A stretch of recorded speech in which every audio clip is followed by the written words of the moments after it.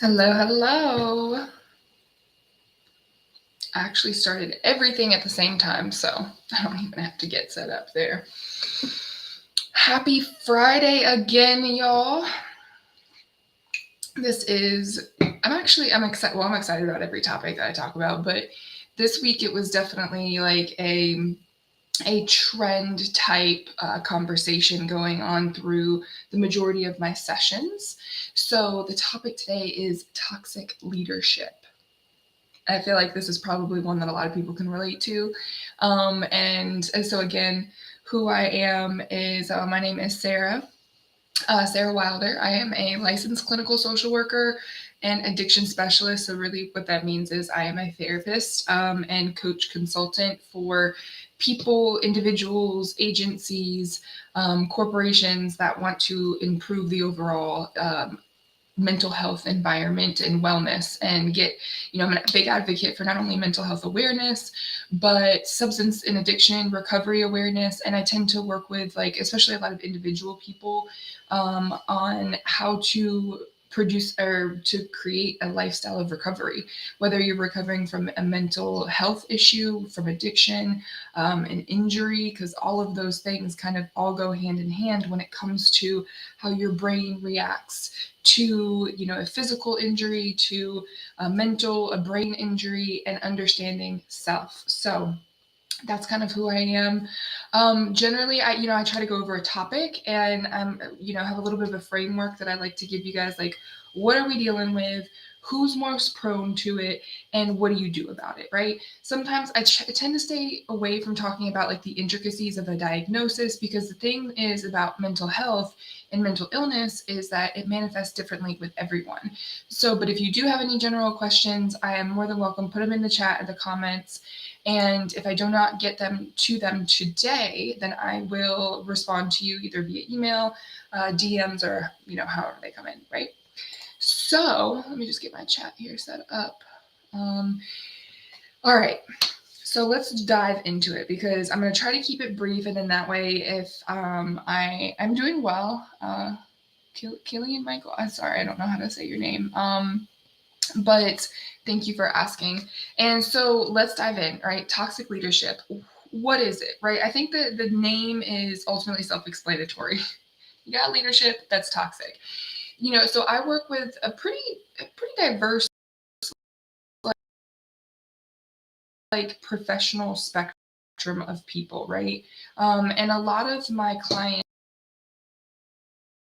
I'm prosper relationships with grow relationships with people as a therapist, right? And that is, I don't go and hang out with them, outside of that like that there's a boundary there, because there's benefit for boundaries. But the point being is that a lot of the times where toxic leadership becomes an issue is because the environment in itself is either very rigid in its structure of keeping information very segregated to the people within leadership and versus the people who are not. And then so how are you? So I think that's important to note, is like when you're dealing with like toxic, especially like toxic culture these days, because social media is notorious. So if you're not on social media and you're watching this, either, even though YouTube's a little bit of social media, but you're watching this through YouTube or even my app, right? Like your exposure to people, that's all social media is. Social media has, in Facebook, Instagram, TikTok, all of that, what it's done is just opened up and sometimes taken away any sort of boundary that each individual person has in our exposure to ourselves. And there's a great um, uh, outcome of that, which is that we get to see more people, understand more things about people. But then the downfall is that we know way more about people.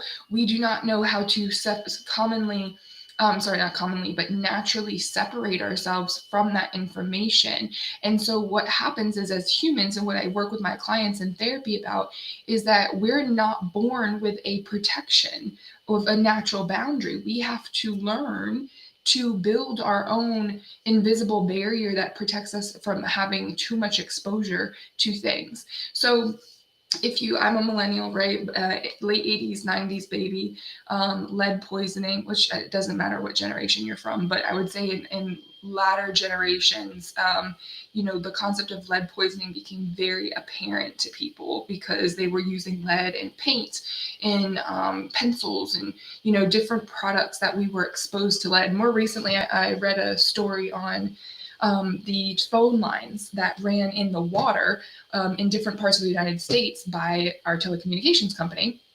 If you guys want to hear that story, it's on the Journal podcast. But is that just our exposure to lead in itself as a toxic element, a chemical, something that exists in here on our world naturally, but because we did not know about it, because we did not realize the exposure barrier that we were just, predispositioned to, we didn't know the repercussions of that. So when we're talking about toxic relationships or toxic cultures in like today's day and age, it's really important to have that visual ed of not an exact comparison, but as a concept of reference. So that like when we see like, yeah, we're exposed to asbestos, to lead, to carbon monoxide, someone who is not exposed to their own emotions and their own trauma is just as toxic to be standing next to sometimes, if you do not know how to protect yourself from that. Because what happens is that we're naturally absorbing beings. Like our skin literally absorbs anything that sits on it. Like that's why tattoos happen. That's why when you put, if you've ever left, my mom used to get me with this one all the time. If you've ever left up on a wood surface, and you take the cup away, you can see the ring like where the moisture was, right? So it's really important to understand when if you have a toxic leadership situation, which part of like why I wanted to talk about this is because I think a lot of people, because the stress and the inflammation of what we're as human beings right now, you're going to see a lot of toxic leadership. You're going to feel it. You're going to be like, your burnout's going to be higher. You're not going to want to be as open with this person. Then sometimes maybe that comes with a change. Sometimes that comes with like, yo, this leader of mine used to be someone I could talk to, used to be someone that had feedback that actually prospered my growth. Now I just feel like they're an ass. Now I just feel like they're completely off the hinge. And so I felt like it was important to just talk about like, just so you realize paying attention to yourself becomes even more important. But it's very easy to get paid and caught up with paying attention to the behavior of the leader, because that comes with chaos. Chaos is contagious, okay? And it's contagious because we're all overly exposed, because we do not operate under the assumption that we are completely vulnerable. We resist it. That's why it has become second nature, and it's so exhausting and scary to consider why like recognizing vulnerability and leading with vulnerability is so scary. It's because they don't want you to do it. It's literally something that it takes practice, but it leads and holds so much more power for you to operate as an individual, to take care of yourself, because you're not allowing yourself to be so overly exposed to the energy of other people. So if someone's mood shifts, you don't even have to know this person, right? In leadership, since we work so close together with people, that we sometimes underestimate, like, oh yeah, they be looking out for us. They know what they feel. No, sometimes they really don't. And I wish I could speak to people's intent, but that's just something that I'll never know, because I'm not another person. I'll only know my own intent with something. But when you don't know someone's intent, blaming them is only going to attach you and leave you more extended into their area and become toxic for you, because you've now associated your well-being with theirs. And that's why attachment theory is a whole another talk, but is an important thing to understand, is about how prone you as an individual are, and how distracted you can become away from yourself. Okay. So that's partly why I want to talk about toxic leadership. So I can't really tell you who it is, but you guys know, based off of your own experience, like, do you have someone who is leading you? Or if they're not a leader, do you have a toxic colleague or a toxic employee that you have to work together with? Because if you do, that exchange is still happening. And if you're allowing yourself to be exposed to that. And I say that allowing sometimes, and I have to put a disclaimer here, is that if you're struggling with anxiety, depression, and a range of mental illness, or being a highly sensitive person, or HSP, or if you have rejection dysphoria or rejection sensitivity dysphoria, RSD, I believe. Yeah. So these are new terms that are coming out with this like lineage of codependency within families and being exposed to a toxic leader. And who's your toxic leader? Your parents. Sorry, parents. It's not all your fault, but if your parents were not trained generationally to know this. It's 2023 and I'm still trying to, educate people in a higher capacity to understand that we are all unprotected from each other, which is why, as a reference, condoms exist, right? Like, we're not just trying to fend off STDs and STIs. We're trying to fend off and be aware of people's energies next to us and not taking responsibility for too much of other people's energy and influence that we have, but not taking too little responsibility either. Because if this is where a lot of people, because you can identify a toxic leader, you're probably a caring person. You're probably someone who, sees the difference, but you've become to this point where like, I can't do it. I can't do it anymore. I'm tired. I am just trying to keep it together. I'm just trying not to cry at work. I'm just trying not to quit my job. I'm just trying to stay alive and not hurt myself. If you're that person, and that tells me that likely you've been overexposed to some type of energetic toxicity, and it's turned into something that is only, absorbed into you, and it only stays within you.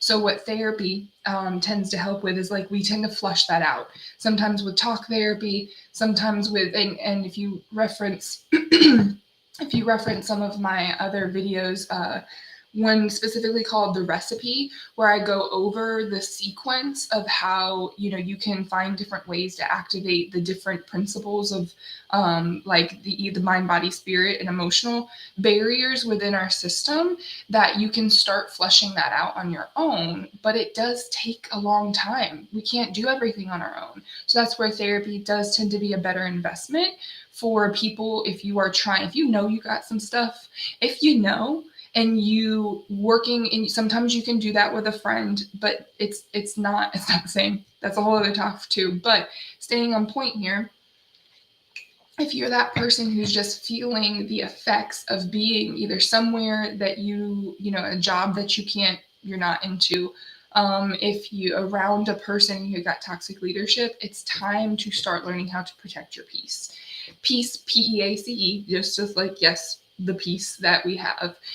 But in my world, I actually use that as an acronym. So peace being finding perspective, E as in, educating yourself on like, what information do you need to know to be able to get away from what it is that the problem you're dealing with.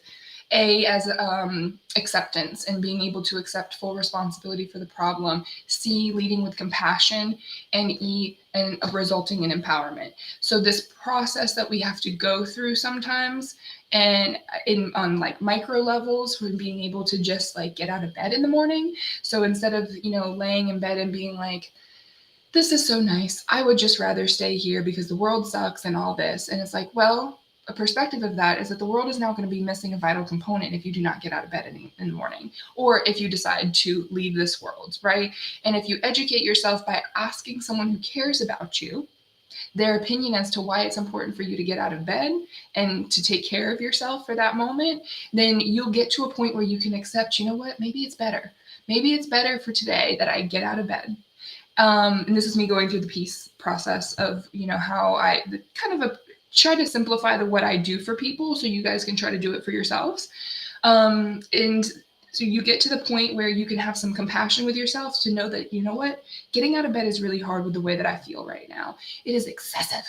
Depression is hard work. Anxiety is hard work. Going to work is even harder when you're dealing with those things. And so if you can find some degree of compassion for yourself, that way you can find compassion to other people, you start to protect yourself.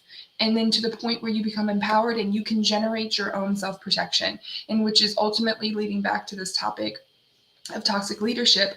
What do you have to do? So if you are not in a place, so this is one thing that when I was working with my clients this week, and what influenced this particular topic was, there is this position that we usually get to. It looks different for everyone, but we get to a point where we're like, I'm so tired, I can't say anything to this person. My job's on the line. It's not worth it. I can't say that. I'm not able to say that, or to address the situation. We get to this point where as a collective, it's a bias, right? And it's described, I relate it to often the bystander effect. And if you're not related, what's the word I'm trying to use? If you're not familiar with the bystander effect, if it's the concept of that, if we all witnessed, here's an example, George Floyd was an example of some of the bystander effect, where we all saw something happening, and not that no one did anything about it, but it was something that was so like, oh, they're going to call 911. Oh, they're going to do that. We defer responsibility naturally to someone else when we're busy experiencing something exhausting and stressful in front of us. So a car accident is another example. It's like when you pass a car accident on the highway, no one really stops to be like, did you call 911? Did anyone call 911? Did someone call 911, right? And because we're so consumed, and it's not a bad thing, I'm just letting y'all know what's happening when you're driving down the highway and you see that accident, is that you are, in that point, responsible for your reality, which is to drive your car and to go to wherever it is the plan was taking you, right?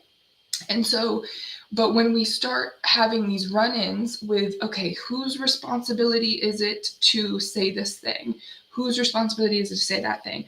I'm all about minding your business, but there's got to be someone, and there are already people, but they're getting hurt at exponential rates to say something. And if you're going to be one of those people who fundamentally, like myself, I am one of those people who is going to end up saying something because I lead with honesty, I lead with transparency and vulnerability.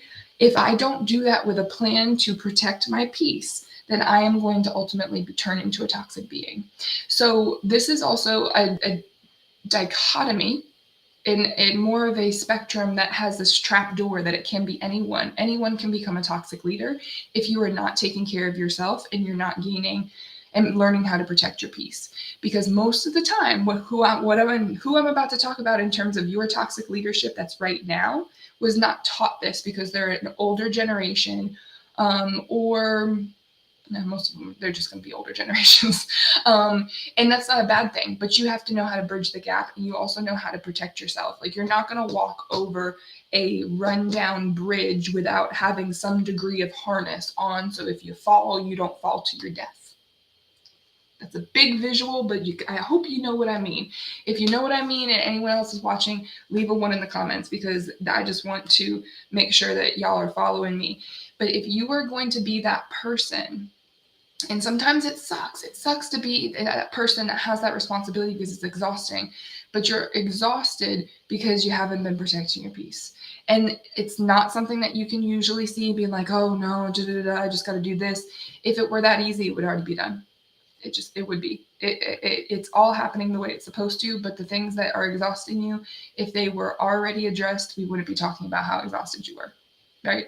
Because I know from my own firsthand being more exhausted, and I don't know if y'all can see, I tried to put some concealer on, but I'm tired. I didn't go to the gym. I didn't do my normal workout routine to be like, you'd be like, oh, would you be more exhausted today? No, that actually brings me energy, because the food that I eat, the 6-session day I had yesterday was emotionally exhausting. And me getting into the gym is a way of excising that energy that I've absorbed in my body from listening to the lives of 6 other people yesterday and helping them navigate, sometimes sitting there and holding space for them, sometimes trying to help them mitigate and fix a problem, depending on what it is that they need.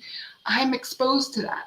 So you guys can sit here and say like, oh, well, she looks so hopeful and positive and she da-da-da-da. And I'm like, but I'm freaking tired. But I can keep that essence, because I've trained myself to be open, to lead with that vulnerability as a natural protection, because I know how to ultimately self-validate, and it comes into a lot of things. But toxic leadership, being exposed to someone whose reality is very different than yours, if you're not protected by that, that reality can become toxic for the other person, because that reality may not fit the reality of the other person. That may go and that may trigger their trauma. That may trigger something that they're not really ready and able to work on at that point in time. And that becomes a real big issue when you're dealing within agencies. It's not as much of an issue with smaller businesses, but I would say, who is most prone to being a toxic leader? What I have, again, this is just my opinion and what I've noticed from working with different types of clients, is that healthcare is going to be one of the hardest ones right now. And that's mostly because of the recent events with COVID. The healthcare industry is shifting dramatically in terms of how inpatient programs work, how hospitals work. And that puts a lot of pressure on the leadership and the higher ups in trying to navigate and protect, the people that ultimately come through, not only just the patients, but the providers that work for them. So when you have that toxic leadership because you've been in an old, kind of archaic system for so long, and you don't have that perspective of like, what are these the generation nurses that are coming in, the new doctors, the new perspectives of healthcare. And this is where it gets kind of controversial, is that new things take money from old things. And you have put pressure on the people who don't want to give up the same amount of money that they've been making. You get systemic outrage. And being around so much outrage is going to eventually outrage you because you're exposed to it, right? So it all comes down to this overexposure that we have. And I encourage people to, if you're going to make assumptions, because most assumptions make asses out of you and me, I love that one, make an assumption that's ultimately going to protect you. So I tell people, make the assumption that you are the narcissist. Make the assumption that you are the way that you don't think you are, and see whether or not that changes your perception and perspectives tried to go together there. See whether or not that changes your perspective of how you would approach a situation. So kind of real quick, coming back to like who else is most vulnerable to becoming a toxic leader. We talked about you as an individual, because if you do not protect yourself, then ultimately you're taking on other people's stuff and it doesn't belong in your system. So it becomes toxic for how your lifestyle goes, how you cope. And that's where a lot of maladaptive coping tends to come from, because you're overexposed to someone else's stuff. But let's go a little bit higher. So industry looks like healthcare is a big one right now. Service industry, customer service, things that where you're overextended past the boundary of giving people the responsibility that they have. So the service industry, when you go out to eat, it's notorious of an industry to have large amounts of substance abuse that is riddled through it, mostly because it's fast. You got to be fast on your toes. You got to know how to please people. You got to do this. You got to do this. You got to do 8 things at once. And when I was serving in college, I thrived in that environment because I thrive in chaos and I can deal with that, but for so long. And when you're in that environment long enough, there's a power dynamic there that the customer is ultimately, like the power dynamic in healthcare is we have hierarchies of leadership, CFOs, CEOs, all that stuff, right? Insurance, like there are hierarchies everywhere. And as a patient, you don't feel empowered to address that. Or as an employee, you don't feel empowered to address toxicity because your job's on the line and your livelihood is there, right? And so when you're working the service industry, you may not have as many hierarchies of like, yes, you have manager, you have cook, all this, and the order of business, but there's this lovely statement that the customer is always right. Oh, that to me as a therapist just makes me cringe. The customer may have a right and the right to ask for what they want, but they are not always right. However, we also have to operate that way. So we're now in this power dynamic of like, oh, my tip, or my paycheck, I may get fired if I tell them no or do this. But what's compromised on the back end that's more valuable than money, however, I realize it cannot pay your bills, is how that situation makes you feel about yourself. And then ultimately we become overexposed and this is a situation where no one said anything, it pronounced any toxicity towards you. This is just the natural state of what you walk into. So I don't know if y'all can see, like, already you're unprepared. You're unprepared to even go into your job that you've been at and that sometimes maybe you love, unless you have some type of way of being able to separate yourself from that. So if, like, this is, my hand is see-through at this point because I don't have, if you're standing here, is that, if someone's negativity is coming at you, that it just goes like this and it goes around you. I tell my clients to imagine coating themselves in Rain-X. It's an imagination. Do not drink, put Rain-X on your body. Please do not take that literally. Figuratively, you have a coat of Rain-X around you that when people's vibe comes at you, it's usually the tone in which they produce the feedback, or it may just be straight out negative in the things that they say, and they're cussing at you and they're telling you you're a piece of crap and da-da-da, that you can, it's either going to go around you completely. But this is where in my other videos I encourage, and why protecting your peace is that you start to build those other steps of like perspective, education, is that you can pull the message out of that without much work after a certain point in time, because you're trained to be like, oh, well, they're angry. And that anger doesn't have anything to do with me, but what is it that they're trying to tell me? So then you can ask a question, so you can educate, gather more information, and be like, I'm sorry, like, I really just do not understand what you're asking. Like, can I get you something? Can I address this issue? I just need it in a little bit of a clear situation, because you're now not disenfranchised because you've taken the derogatory, condescending tone off of it that was not meant for you, because they can't filter their stuff, but you now have a filtration system that you don't take that on, and it's just like, oh, okay, that one flew by you, but you got the meat and potatoes, that you got what it is that you need out of that. And then you can go ahead and accept responsibility, whether or not you feel like it is something that you are responsible for, or that you are willing to take responsibility for. Lead with compassion with yourself and for others, and then ultimately end up empowered, and you're not taking on as much. Okay. So that's just how did I get on that?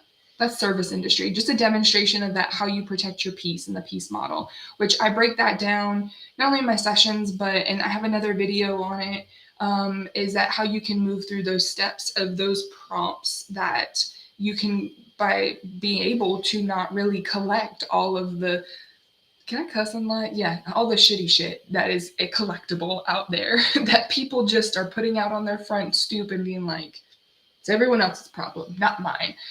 That's their own disadvantage, honestly. So, but back to the point. So that's more of, so the service industry right now, I've noticed, because of, the immense pressure of like the economy right now, anyone can become toxic, right? Like, this is where it can be complicated. So first and foremost message that you take away from this is always assume that you can be the toxic one, and just focus on yourself. You don't have to focus on all the toxicity around you, because it's very easy. Like, I go out into the general public today, I'm like, I can feel it. And because I naturally am unprepared. I can't, I can put a raincoat on, but this is energy. This is stuff that I breathe in. But then once I feel it, I'm like, oh, okay, it's not mine. And then I just pay attention to mine. I pay attention to what is mine, so I don't become that person that's toxic. We're human. We'll make mistakes with it as you learn, but that you ultimately reduce the trauma footprint that you have over time, is because you're just focused on yourself. One of the other, and then before I tell you what to do about it, because I have this other little sequence. I love acronyms. That's just how my brain works. And how you veer away from that. So the veer is the acronym. But one of the other, I think, just points or industries that I want to highlight is just, I think this is a given. Most people already know this, but politics, okay? When you are dealing with other people's money, when you're dealing with other people's power dynamics and other people's agendas, you are likely going to be around someone who is promoting more of a toxic leadership style. Even as hurt as I've been in my life by people, and I've hurt my own self in that process, not like physically or anything, but like emotionally, I can be my own worst critic. I can be my own like self-sabotage very quickly. There is a, what was I going with that? I just lost my train of thought. So there is a certain degree of, the leadership style. I still believe that, I believe in hope. I have faith that a toxic leader at one point was a healthy leader for the times that they were in. A lot of things change so if you look at just chronologically general trends, they change, and that alters how a person can understand and change with the times. And change is constant, but it's not a human trait to be constantly changed. A personality trait, excuse me. It's naturally what you do. I've aged. We grow older every year. You are naturally changing and developing whether you want to or not. But there is a sense of will that we can resist that if we really want to. And it can be unhealthy. And then there also can be a healthy form of resistance. So I say that to say, just be aware of how much you expose yourself to with the systems that you can't change right now, but you can influence over time of changing the system that system affects. So I made a post the other day on Threads that it's like, you can change how the government treats you, or you can change how the government treats you. And there's just this very subtle shift of perspective that that you are the person that is in part of the system. So the system does need to have some resistance to it, which is why politics and lobbying and all this exists. But there's another side to that as well. But there's also a person that serves within the system. And so if you are working towards cleaning up your life, towards cleaning up and clearing up your intent of doing good and having good intent and goodwill, then over time that will ultimately change the bigger system without you having to change the system. So I just wanted to throw that in there before I get into the acronym VEER. So like, if you're dealing with a toxic leadership, you know, what can you do? So I was working with one of my clients this week of like, they're so exhausted. She's like, I can't do anything. So when you're in that dynamic, there's some circumstances where you really do need to fall back and you need to limit your exposure.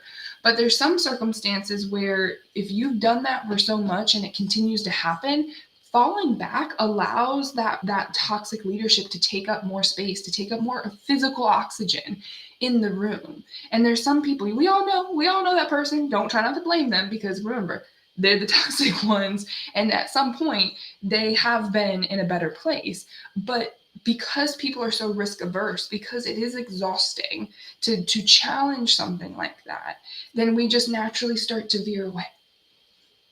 We're like, nope, I'm gonna let that go. I'm gonna let this go around, right?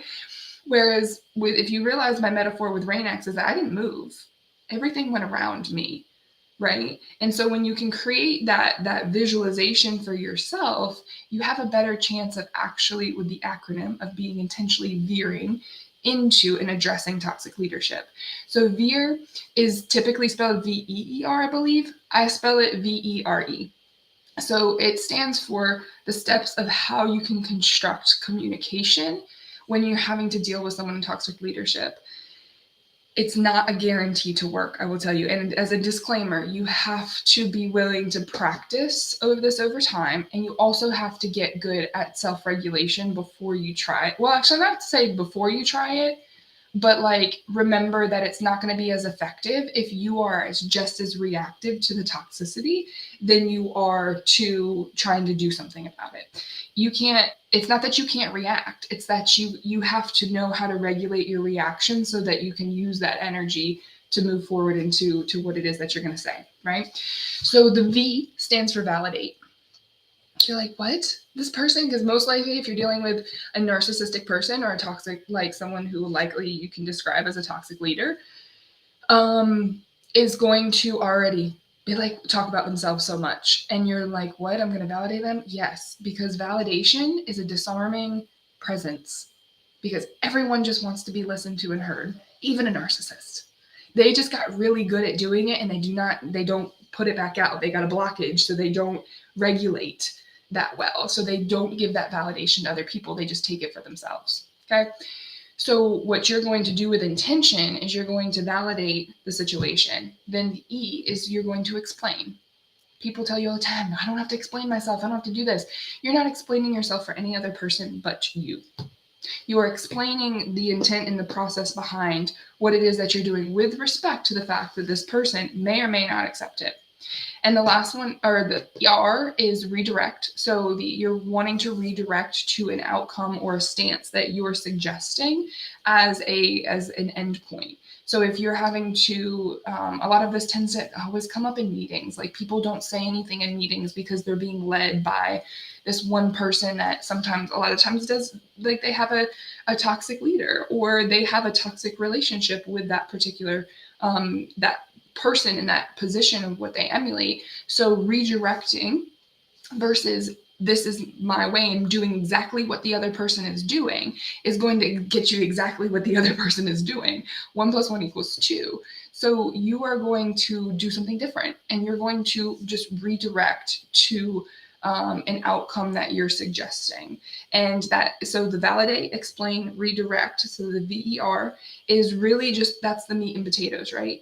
Where the second E comes in, and where I moved it to the end, is where you have to evaluate eventually your exit. And this can be immediately after you redirect, and you just be like, this is what I said. I'm just going to let you think about it, and it's your short-term exit. Or it may be that you have to exit the environment. It may be that, like, especially because if this process doesn't work, the way I operate, and if it's someone that will help people, I give myself 3 chances to do this, because in each chance I have an evaluation process to whether it's a new situation or whether it is addressing the same problem. And each time there's always going to be a degree of improvement in the communication that I can have in the validate, explain, and redirect process. And at some point, your exit has to be more important than addressing the leadership. But a lot of people, they lead with like, nope, not me, I'm out. And you start with exit. And that's where we've gotten this whole accommodation culture of letting that toxic leadership get bigger and bigger and bigger and go unchecked. Now, I will agree with you, there are some circumstances, there's some situations where you don't need to fight that system, and it's more work sometimes to not do that, but it's also more work to stay in that environment. It's also, if you're staying in that environment where your leadership does not know how to accommodate your needs to be a better professional, then that's not the leader for you, and they are going to look at the majority, and you also might end up getting fired. I'm just not gonna lie, because they're going to see your complications of how you learn to be something that doesn't make them as much money, and that unfortunately is the larger majority culture that we live in right now. But that does not mean that there are no leaders out there that don't do that. That is also a really great opportunity for you to reconsider, like, not only just another agency for you to work for, but then also maybe it's considering entrepreneurship. Maybe it's like you're that person who has a dream that you need to be let go of working for someone else's dream so you can focus on yours. And it may be tough in the meantime, but you can also, how you grow or healthy leadership within yourself is you're going to validate, you're going to explain to yourself why you're doing things, and you're going to redirect yourself to the outcome. So duplicitous, my favorite thing is you can use it for other people, and you can also use it for yourself. Because if you're dealing with that external toxic leader, another person, and not just your internal voice, is that you're going to have to find some way to get along with these people, because that one toxic leader, I can promise you, is in a different agency somewhere else. Even in the healthiest, like, we love mental health agencies, there's always going to be someone who's going to go through something, and they're going to have a negative day, they're going to have a bad day, and it's going to be unsuspecting to you. And your only job is to be prepared for how to take care of yourself, how you be around these people and you do not become that person. And so validate, explain, redirect, and eventually exit. So I hope that makes sense for people.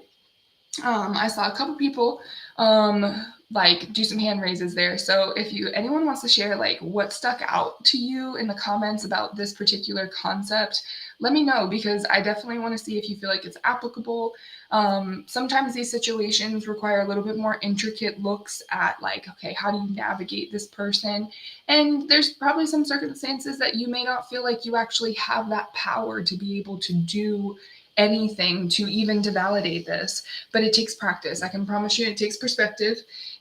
Is that there is always opportunity there, but sometimes when we're remember I said at the beginning too, in order for this sometimes to be effective, you might have to do this with yourself first, because if you're struggling with a lot of rejection sensitivity, highly sensitive, like just overly exposed to trauma and to stress for a long period of time, your brain is not going to allow you to just check off the boxes of what I just said. Okay. So sometimes but in that process, you can use the VEER acronym. So you can veer around it. So remember, and visualize that word, right? I'm using that word with intention, that acronym with intention, because you're not jerking yourself around the obstruction in the road. You're not plowing right through it. You're veering. Veering is it's a super smooth it's a super smooth like movement around the obstruction of what's in your way. And most of the time it works. I only came up with this, and I don't know if it is something that someone's already put in an acronym, but for the last year, with intention, I've been going back through every single session. Most of the time I'm listening to the main points of what I tell my clients, and I'm trying to summarize each point, because I'm working to scale my own business. I worked on my health. I applied this.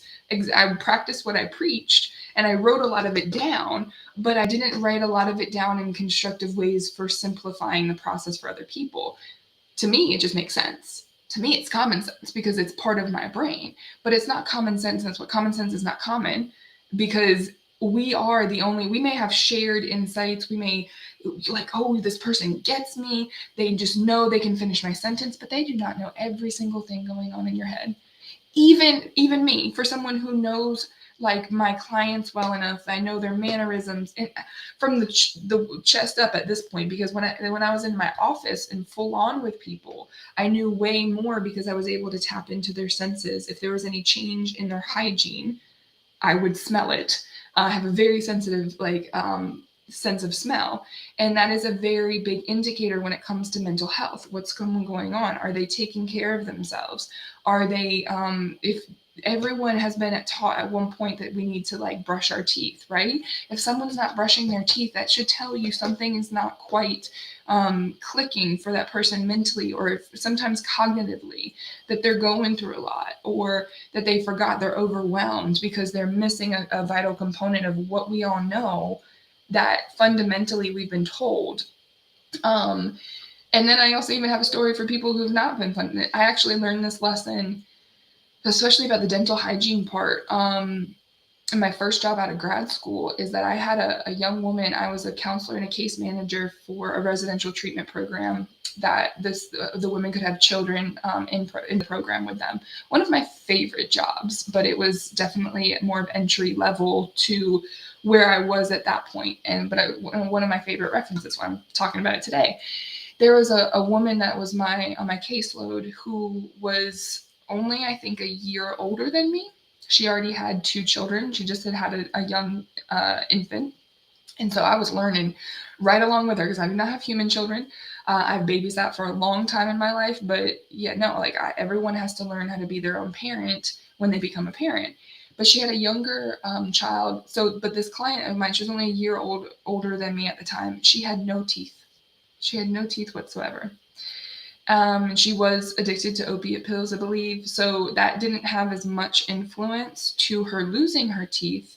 It had all to do with the level of education and the accountability that her parents gave her to brush her teeth. So she was taught to brush her teeth. She told me this at some point. I don't remember the exact conversation, but she told me, she was like, I knew what I was supposed to do, but I had no one supporting me to do it. Grew up in Eastern North Carolina. white family. This is nothing like there's so many different circumstances that of just, you know, it's, I could say it's education, and it's not even education. It's more of accountability. It's more a support system. She had no one reinforcing a support system for her to feel like how, and to understand how important just brushing your teeth was is. So then once she started using drugs, because she was more susceptible at that point, because now her brain health is compromised, her body physiology is somewhat compromised, that her decision making, she's more susceptible to drug use at this point. Then when she started using drugs, it sped up the process of decay even faster. And then she ultimately had all of them pulled. Now, I'm telling you this story because this is my generation. There's a lot of influence to previous generations and the lack of accountability and support that they've had, that a lot of our generation is dealing with in terms of toxic leadership, but then also toxic parenting. And it was very clear to me at that point, because I started seeing her daughter, who was like 3 or 4 at the time, just lovely little girl. She was so smiley, and all her baby teeth were already decayed. And I was like, wow. Now, mindful, like I come from a background where my mom, I don't even really enjoy brushing my teeth, but I do it because my mom's told me to do it. She held me accountable. And now even adulthood, I'm proud to say, yes, I brush my teeth, but I could brush them more. I could brush them, after each meal of floss, and I'd brush them at night to the point consistently. But if I've also been, I've been supported in understanding the importance of that. And this little girl, and then the little girl that, who is her mother at that point, had no one there to support her through the process of understanding why it was important. So I found myself encouraging her to get her daughter to start brushing her teeth. Thankfully, these were baby teeth. So it's like, but you start before the baby teeth, because when the real teeth come in, the ones that do not get replaced, these that, regardless of what they look like and how they grow in, I'm not talking about the extra step of orthodontia and, making sure they're straight. I'm just talking about making sure they do not decay. Is that you have to have a support system. And if you do not have one naturally, you now have it is a responsibility to be able to build your own support system within yourself. And if you can't start that on your own, that's why I'm here. If it's not me, I will find you someone, or I will help you figure out how to bridge that gap between how you get someone in your life to be that support system for you, and you lay the foundation to having a very supportive and therapeutic type relationship with that person. And they don't have to be a therapist, but they do have to be vetted by one, at least in my opinion. I'm just like, not that I know, I'm not the end all be all for how you should live your life, but in terms of exposure to like the common experiences that we have that influence overall mental health and the choices that we make and the outcomes that we have. No one's going to make the same. I can't. That's why I don't give advice. And I encourage people to remember that therapists cannot give advice. They are going to influence you with a perspective and education on the variables and the information that go into that decision that you need to make, so you can take full responsibility of what it is that you decide. I have had some people, and I've had to be careful because sometimes I've slipped up and been like, oh, you know what? It would be this. This is what I would do, or I would consider this. Da, da, da. But and blaming your therapist, like, well, your therapist told me to do that, my therapist told me to do this. I have to have a conversation with a person at that point to understand how they perceived what it was that I said, because maybe I did say something that was very intentional to be advice. But I'm saying this now to encourage anyone listening that if you are considering therapy, that sometimes you have to consider that the therapist may be that toxic leader too. Unpopular opinion. Unpopular opinion for sure. But I'm only saying it because there's a possibility. And there's a possibility that the therapist that you may feel comfortable with at the beginning may not be the person that you stay with long term, but because of your trauma, because of, and this is where I've even had clients I've held on for too long where I had to be like, you know what, this is not actually helping. This is not helping me, and it's not helping them, and I need to talk to them about it. And being able to, I validate. So talk to that client, or I guess this is me trying, having that conversation. But if you were to have to talk to a therapist, validate, like, I have, experienced a lot of really great insight from you. But I've been feeling like I've been missing something and I need to consider other perspectives. And I would really like to seek out another therapist that maybe could give me a different perspective here. So I've now explained what it is that I need and sometimes why I need it. Don't over explain, because enough explanation should be, and people will ask questions if they need more information. But then you redirect to the outcome and to the directive that it is that you need from that person. Their reaction will tell you everything about what you need to know at that point. So there is a possibility, since you're dealing with a potentially toxic leadership person here, that they may have a negative reaction. So that's why I said that disclaimer is to remember that this has to come with emotional regulation and remembering that you're completely unexposed to that energy and not all of it is yours. You using this with respect to veer away from that is you not ripping the rug out from underneath that person. It's not being rude to that person. You're not blaming, like, you're a shitty therapist and I just need a new one. No, you're acknowledging that they had a presence there. So it's hopefully going to disarm them to the point that they're not feeling like you don't trigger their stuff. And you're going to explain that this is based off of what you need. And you're going to redirect them to the outcome that it is that they may need to contribute to. So if you're with a therapist, they do have a responsibility to find you another therapist and refer you to someone else. Please do not let someone else tell you that that's wrong. And now if you do not want them to be involved in that process, that's absolutely fine. So, but if they react poorly, just remember that it's not about you at this point, because you are already dealing with an issue. So I'm going to shut up now because it's been 51 minutes of me just talking. So I hope this was helpful, though. I have someone else wave.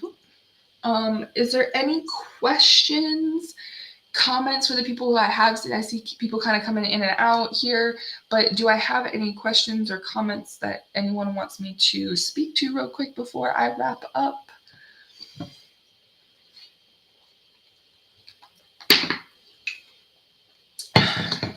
So I figure I'm going to kind of do, this is a deck of affirmation cards that I use with, oh my gosh, that water was life. It literally feel like it, like, and that's probably why I'm puffy right here. I think I'm dehydrated.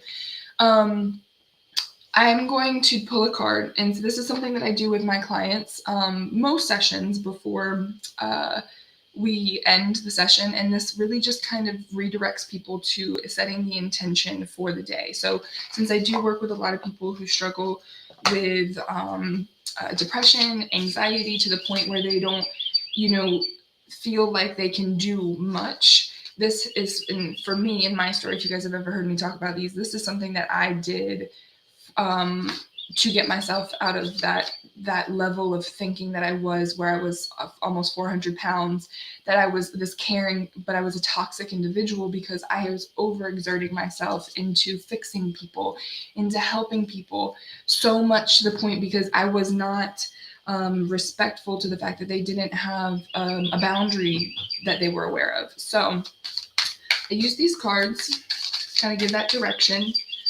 So I'm just going to pick one and I'm going to give you my interpretation of it and see how you guys can find it in your day or use it in your day.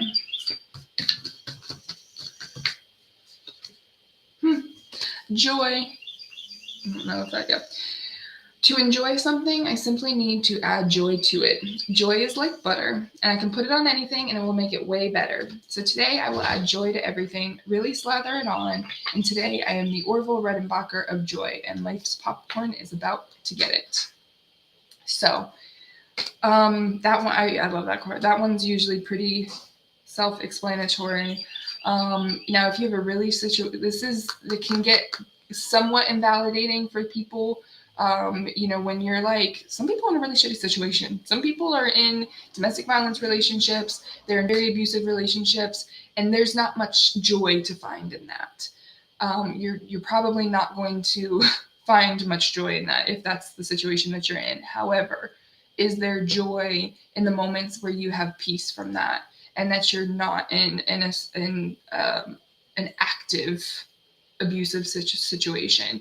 Is there any joy that you can find that will help motivate you to realize that it's time to leave that situation and figure out what joy can you find in the unknown?